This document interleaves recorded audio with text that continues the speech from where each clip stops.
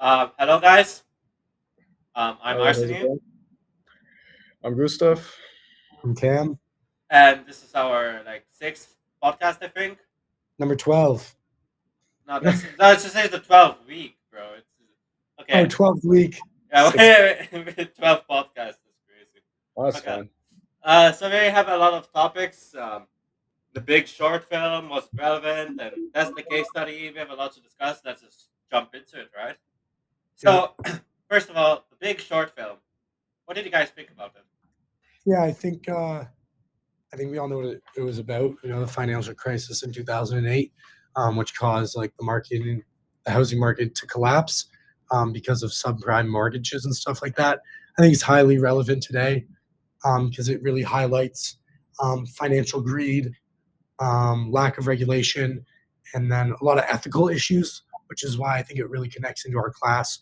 We've had a lot of like ethical. We've talked a lot about business ethics and stuff like that, um, and yeah, a lot of different. It talks a lot with government regulations as well, which we've also done in class. I know in my paper, like I had marketing strategies. I did marketing strategies, and that ties all in. Um, Gustav and Arseny, I don't know what you thought. I thought it was a pretty interesting film.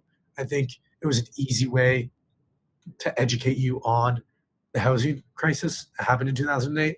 I don't know. What do you think? Sorry, I'm really sick right now, so I'm a little stuffy. Yeah, it's Boy. okay. It's okay.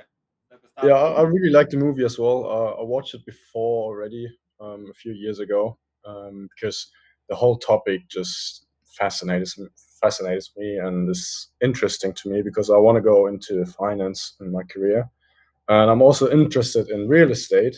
And yeah, it was great to see some insights into the 2008 financial crisis, and just see how different investors and I don't know people who take part in some sort of financial markets, see how they act in such times.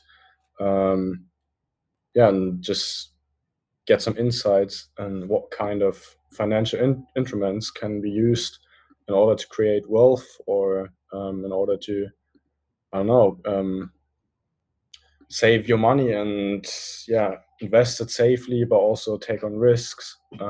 Yeah, so I really liked it and it was a great way to educate people, and yeah, I enjoyed it. Austin, what about you? Did you like it? Well, yes, I liked it. I think. You did? Sure. Yeah, Are you sure yeah, you liked it? yeah, yeah. I heard I'm like before. 80% sure I liked it. Yeah, I really liked how it explained those like subprime mortgages. Like they used celebrities like Selena Gomez and Margot Robbie. Yeah, that scene was also very good. If you have seen this film, um, We all enjoy that. yeah, we all. I think that was like honestly the peak of the.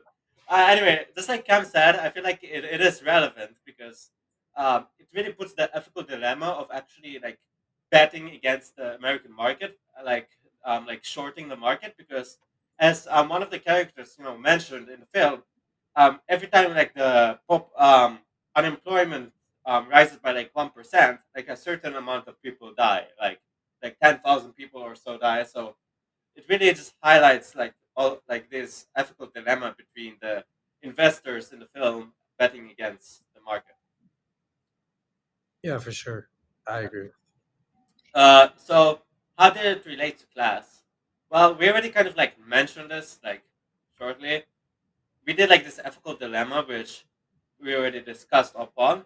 I also feel like you know, it was relevant because uh, it really just shows what unethical business practices can actually lead to. Because many of the investors, which the main protagonist talked to, they weren't ethical at all, right? They were just like not paying attention, just it was really speculative, like the whole entire housing housing industry at that time, and that really led to chaos and just instability, which is the last thing a business person would want to, right? Yep. Yeah, for sure. You want to move on to Tesla? Uh, yeah, sure, we can move on. Yeah, we have a lot to talk about, so I'm not too worried about time. Yeah. So I mean, you want me to start off? I Cool. mean, we Yeah, talked about this in class. Um, it's pretty cool what Elon has done. I think overall, just himself, SpaceX, Tesla, getting into the government now. Um, but Tesla in itself, we've talked about going into that industry is really bold. Going into that automotive industry where you have big players from all over the world that have been in the car industry for over 100 years now. I want to say around that. Um, it's pretty bold to come out, try to make a new car in America, make it fully electric, and try to sell it to the consumer. So I think that there is a bit of a market advantage, sure, a competitive advantage there when it comes to it's electric. And he came in and it was only electric and only electric vehicles. And since then, we've seen other companies like Lucid, Rivian, I think it's called, how you pronounce it, that have come in that only do electric stuff. Um, Me personally, I'm not a huge Tesla fan. I don't love the cars themselves, self, but I do have a lot of appreciation for how them as a company has progressed really quickly. And I mean, if you look at the prices of Teslas aren't that expensive at the lower end. Sure, you can have your $150,000 Cybertruck or your Roadster, but you can get some low class models that are pretty good cars, good mileage, and I would say it's pretty impressive. I don't know what you guys think, but yeah, Gustavo, Yeah, so I think Tesla is highly innovative, and what Elon has done with all his company and just his person is just incredible. How much influence he's taking um, around the world in general, not only on the markets but just in the news. You can see him everywhere. Now he's got a role in the government as well. So yeah, great. Whether you like him or not, I don't know, huge person and huge personality. Um, yeah, Tesla's just incredible. Like you mentioned, Cam's just so bold to try and create something new and just go for it. And I think he's been highly successful with it. Um, yeah, just I personally don't like the Tesla cars, but it's not only about the cars; it's also about the tech aspect. It's not a sole automobile company. It's also a tech company, which is much more important than the cars he's creating. Yeah, my dad actually bought a Tesla Model X, I think, a few years ago, and I've been driving around with it when I'm back home. I don't really like it because I'm used to German cars, which are just much. I don't know. You just I'm they're I'm missing beautiful. I'm It's a missing the just say feeling. sound. better, bro. Just say It's a better, bro. different That's like feeling. just It's a different feeling. It's a different Yeah, feeling. it's just a different vibe, a different Yeah. feeling. Just the quality is different. Tesla is using so much plastic. Um, I personally don't like him as much, but I think there's much more to come, and it's great to have an alternative for the broader market and also price ranges. You can get cheap cars like the Model S or Y for, I don't know, like 40, 50,000, but also the higher quality cars like Tesla Model X, Roadster, or the Cybertruck, which is a cool, fancy car, and we've never seen something like this before. So I just think it's fascinating what he is doing. yeah. He really gives the heart out of. He really gives his heart to the people, right? Okay. Anyway, um, Yeah. I feel like just because something has like we have never seen something like the Cybertruck, I don't really think that's necessarily good. But like otherwise, I feel like Tesla. I really like their idea of actually um, expanding the electric car industry at the cost of their own competitive advantage. Like as we read in the case study, they really um, didn't pay patent like many of their technologies in order to allow other companies to take advantage of them. And basically, this was like a really risky gamble in order to. They felt like if the electric car industry would expand at the cost of them being less competitive, they would actually benefit the most out of that. And I really like respect such risks and gambling, specifically in an age where we many things are being privatized and such, and really people are just really greedy and just keep a lot of these ideas and just lock, basically like gatekeep these ideas to themselves in order to gain a profit.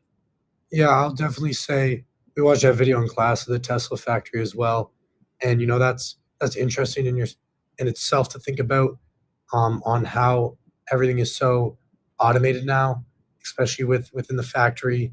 Um, it's all robots, right? Like, I mean, we can talk about the pros and cons about Tesla. That's definitely a con if we're looking at employment and stuff like that. Um, and if you want to go into the next question, I'm open to say I would not drive an electric vehicle. You know, That's just like my personal preference. Um, and I think electric vehicles are great, um, and they can be cost saving and time. Sorry, cost saving. Um, but I don't know if you guys have ever seen lithium fields, and like they're just as bad for our ozone. Like, dude, like I don't know. That's just my opinion. If you look at the main route on how you build a car, they're both bad at the end of the day.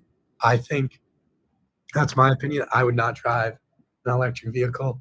I don't know what you guys think, but yeah, I feel like this idea of electric cars actually benefiting the environment only works when everyone is driving a electric vehicle.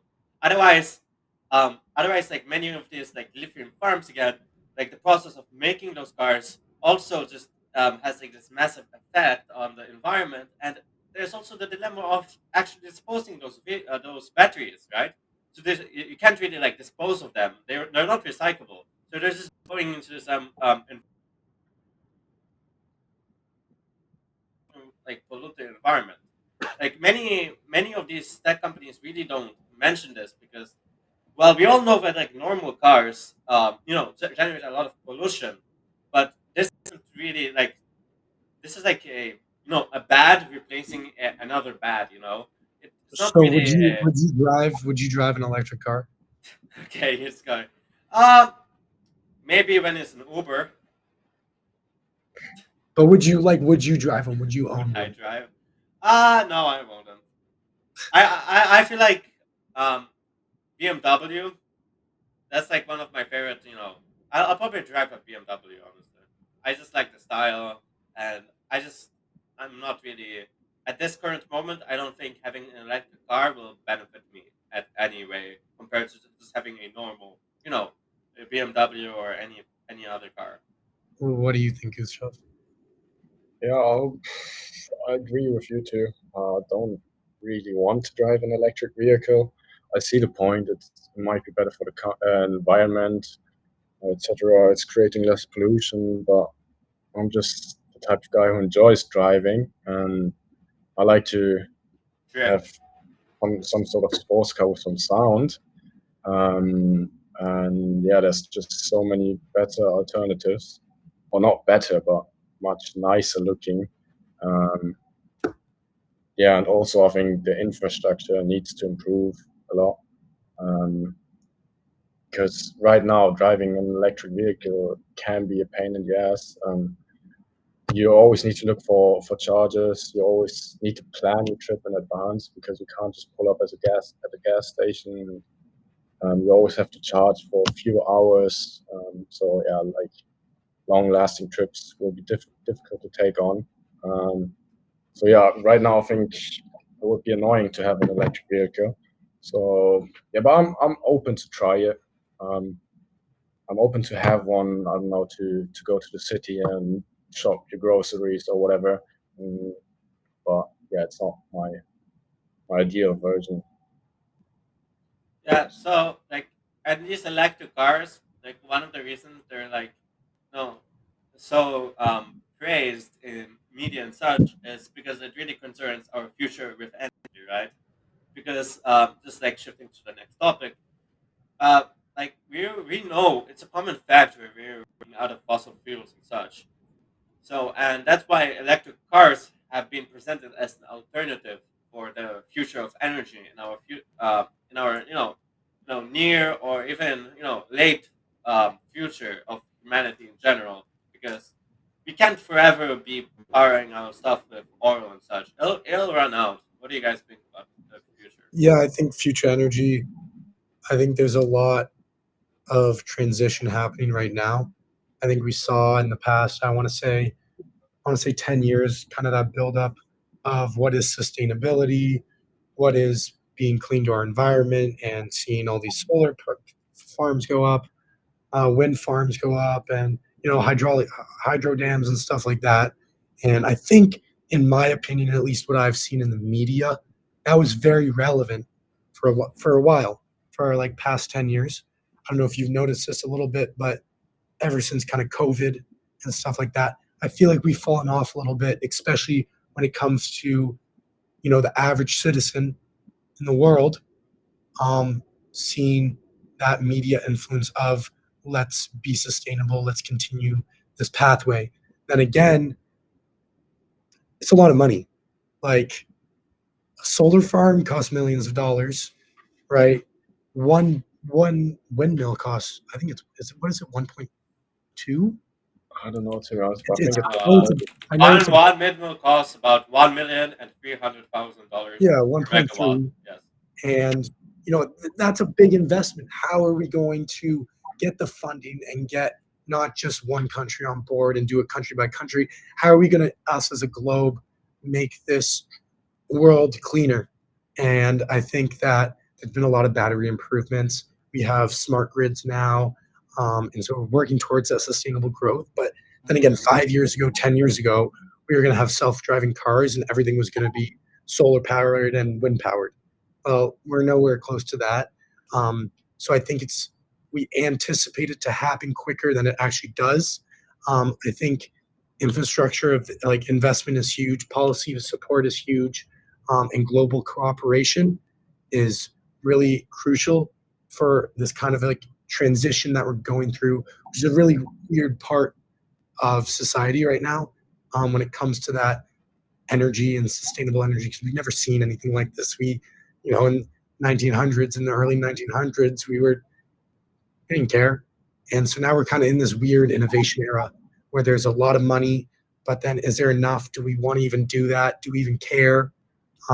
That's just what I say. I think there's a lot of business there. There can be if it's done properly and it's marketed properly and it's a good product. But then again, everything comes with a price. So yeah. I totally agree. You couldn't have said it any better. I mean, I see it back home. Our house already has solar, how do you say, grids on the roof. My dad's company building has solar grids on the roof. We're seeing battery storages. We definitely see loads of trends going in this direction, but it's always coming with a price. It's quite costly, and I can't see how everyone can afford it. So we're still way too much reliant on the traditional sources of energy. And like Cam said, we'll be waiting for it for a long time. And the transition is happening, but it might take a few more years to actually achieve it and make the world a cleaner place. Yeah, I agree with all your statements. Honestly, like the main problem is investment, really, and but thankfully, I feel like in our current economic climate, we have lots of people who are willing to invest into these um, climate tech. Like all of this solar power. For example, there's like I don't know if you heard of this. There's like this project in Saudi Arabia called the Line, where they're like building this like long, long line housing, and it's supposed to be like 100% like solar powered and such. And so it's not only like a residential place, but it'll also be like a technological power and solar tech and these renewable power sources. And we're getting more and more of these projects as well. Like they're the most popular projects. Like we're not getting any more like diesel fuel or like old school projects announcement anymore. They don't get any popularity. It's all about the solar electric stuff. I 100% agree with you. And I think we can move on to the next one in a second. But I think a lot about for example, the lion's a good example. I don't know if you've looked at the blueprints and the of what it would look like to live in like kind of a society like that. And it's like, do the people want to do that though? Right? Like, Yeah, I does mean, someone want but to live in a line in the desert and that's surrounded by mirrors and you're just enclosed in this weird space?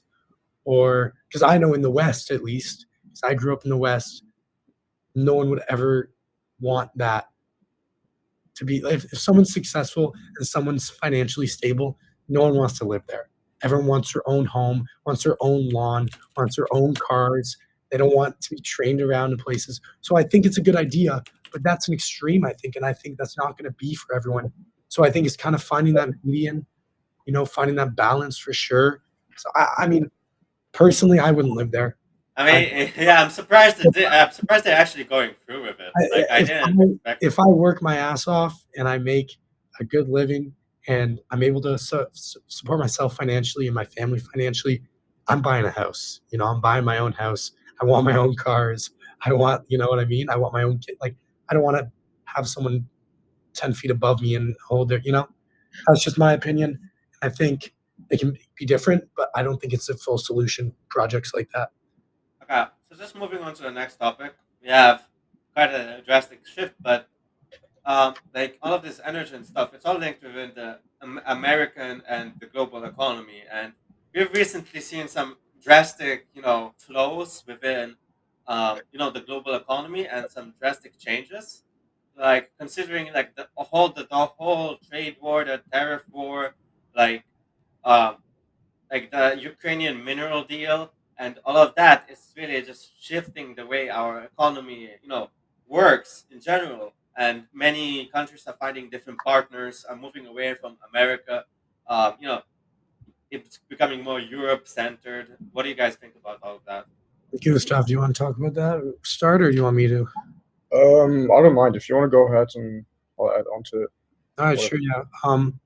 I think, well, this tariff thing is new to us, right? Like, we've never really been in tariff war with, and there's like Well, in our with generation, America, right? And I mean, we've had tariffs, right? But we've never seen, kind of a powerhouse like America do this to so many other countries. And I think that a lot of this is Trump, obviously, and I think that Trump has an idea. And I think if you're an American citizen, in the long term, there can be a lot of benefit. In the short term, it's going to suck. In the long term, there can be a lot of benefit because there's a lot of problems within America that have just been pushed off for so long that this can really help in the long term. However, all of us are international students. We all know what's affecting us back home. I know my mom literally bought a car right before the tariffs were slapped on, and now her dealership is not shipping any more of those cars in from America because it's double the price practically, right? And so I think there's going to be for a while this kind of like, okay, well, you're going to raise, I'm going to raise, like all the way until it's just matched and everything will eventually go back down. But yeah, there's a lot happening with inflation pressures, global tensions, and supply chain. Those are like kind of like our three things with those tariffs that are affecting us. And I think this is going to be really vulnerable to produce a lot of conflicts between America and a lot of other countries, trade disruptions, and financial problems, country to country. Yeah, so far I don't think the tariffs have helped the global economy at all. It's just a lot of uncertainty. No one knows what Trump wants to do. I would love to actually see some insights into his strategy and yeah, know what he is planning to do and how he wants to help the American economy and what his plans are with the global economy. Because right now it's just everyone is so reliant on him. Um, and I'm a big fan of creating free trade and also the German. How do you say it? I don't know the English word exactly, but I'm just call him president. Friedrich Merz. He said he is supporting free trade and tries to get an agreement with the European Union and also talk to Trump to have free trade around the world. And I think that's what we need to be looking for. And yeah, also to tackle inflation, because right now what Trump is creating, I think he's putting us into a recession right now, and yeah, inflation will be going through the roof. Everything is becoming more expensive because of the tariffs. So something needs to change in the future, and I hope it's coming soon. Yeah, Arsene, if you want to go ahead and give some more insights into that. Yeah, like if you look to the stock market, it's Yeah. like it's just screw time. Things are going up, then they're going down, then going up. There's a lot of volatility, and that's because there's a lot of uncertainty, right? And Yep. honestly, like Cass said that this might be better for the uh, Cam said it will be a lot of better for the long run, but that doesn't mean that people in the short term should actually, suffer and like have all of these losses. I feel like they could have been a better way to do it more gradually and to lessen the impact in the short term, because right now there's like, I don't know, I'm not caught up with the numbers, but like 120% tariff on China. Like, are you serious? Like, it's not something that is sustainable at all. Much less in the like not in the long term, or much less in the short term. And I feel like this is just not a good decision for anyone at all right now. Especially with rising prices already before this. It's not going to benefit anyone.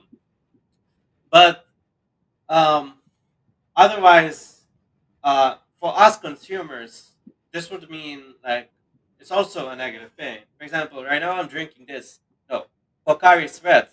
I know it's inverted, but it comes from, it's like a sports water. It comes from Japan, and like I bought it before the tariffs, but the prices will go way up for this, and now I have less demand um, for this product, and I just don't like that. It's as simple as that. I just don't like no more prices. I don't like this export import trade war thing. I don't think it's a good thing for the future or for the economy. You guys have anything else to add? Not really. I don't think so. I think the word uncertainty is just hitting it off pretty well. Yeah, for sure. I mean, look at what happened when those tariffs were imposed. I don't know if you guys watch the stock market, Yeah, um, but that was a little scary. A lot of opportunity there for some of us that have liquidated money. But yeah, I mean, look what happened to S&P 500. Crazy, crazy stuff. yeah. But what does this markets run on? Stability, right? We learn that in economics. We learn that in business, especially in the stock market. So we'll see what happens. Yeah. Yeah. So if Gustav, if you don't have anything to add, then we can conclude this podcast. Yeah. Can we? Yeah, for sure. I think that we touched on a lot of stuff, even with the tariffs, short-term, long-term risks, some alternatives and stuff like that. But really, what's going to happen, we all Yeah. know it's certain, and we're going to just kind of have to play it out. Yeah, we'll meet soon again because we need to do the next podcast by next week, and we also need to do the presentation. So we still have a lot of stuff to discuss. Anyway, thank you for listening. Well, that's it. Thank you. Bye. Thanks, boys.